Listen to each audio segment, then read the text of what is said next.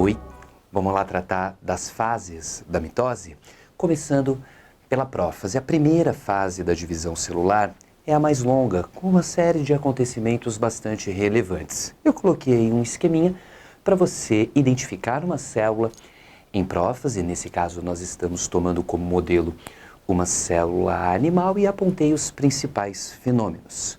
Condensação cromossômica. Ao longo da intérfase, além da duplicação do DNA, também vai acontecer a duplicação dos centríolos localizados nos centrosomos. Esses centríolos, junto dos centrosomos, vão migrar para polos opostos da célula e ao longo dessa migração vai acontecer a formação de fibras proteicas que orientam a divisão celular. São elas fibras do áster e fibras do fuso. Nesse contexto, as fibras do fuso merecem muito destaque, uma vez que elas são imprescindíveis à ocorrência de qualquer mitose. Essas fibras são formadas por microtúbulos feitos de uma proteína chamada tubulina. Além disso, nós podemos destacar que o nucleolo e a carioteca vão começar a desaparecer. Lembrem-se que o núcleo de uma célula eucariótica é chamado de interfásico, porque a sua estrutura só pode ser observada durante a intérfase, uma vez que logo no início da divisão celular, a sua estrutura tende a desagregar. Depois disso, depois da prófase, a gente vai passar para metáfase, uma das fases mais cobradas nos vestibulares. A essa altura, o núcleo já desapareceu completamente, os cromossomos estão ligados às fibras do fuso, alinhados na região equatorial da célula e em grau máximo de condensação, fazendo com que a sua estrutura esteja muito visível. É nesse momento que a gente consegue observar as características cromossômicas de uma célula e tratar do seu cariótipo. Mas como fazer isso?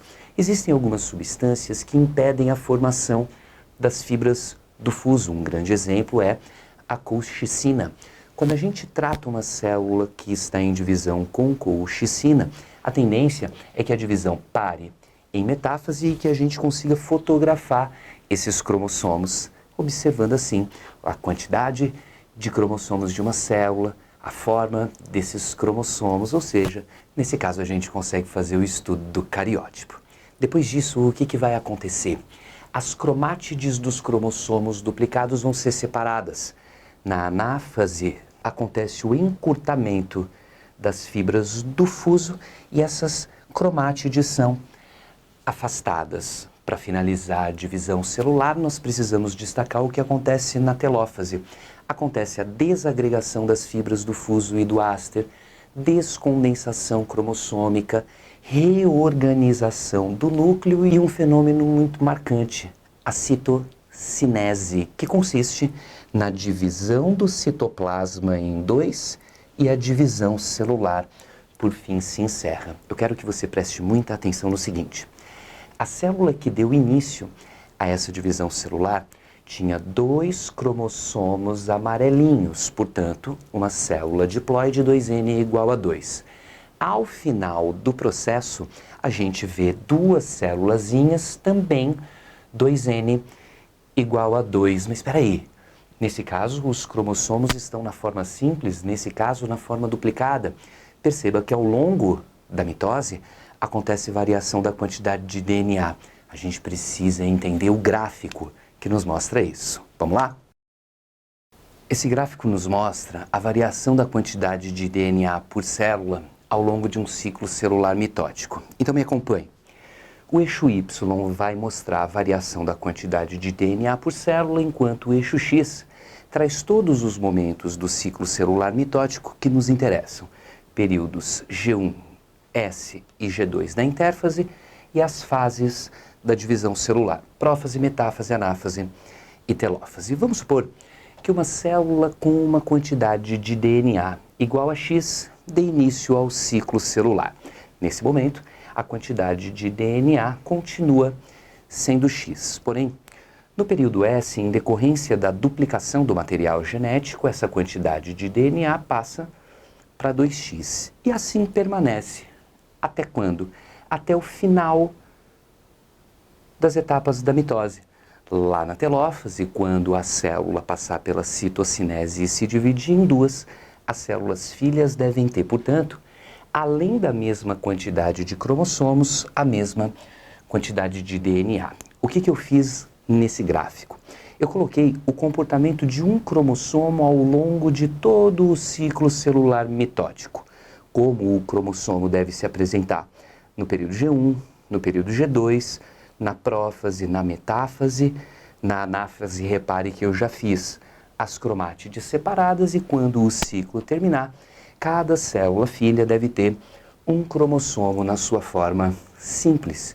Fique muito atento, fique muito atenta à interpretação desse gráfico. Vestibulares muito importantes como a FUVEST costumam cobrar a interpretação dessas informações. Além disso, nós precisamos comparar a mitose que acontece na célula animal com a mitose que acontece na célula vegetal. Existem algumas diferenças importantes. Por exemplo, a mitose que acontece na célula animal é astral, isso porque existe a formação de fibras do áster, enquanto na célula vegetal ela é anastral.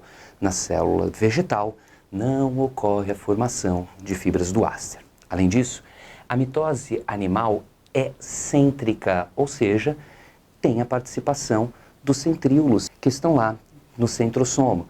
Já a mitose vegetal, de uma forma geral, é acêntrica, sem a participação dos centríolos. Nesse caso, estamos tratando especificamente da mitose que acontece em células de gimnospermas e angiospermas.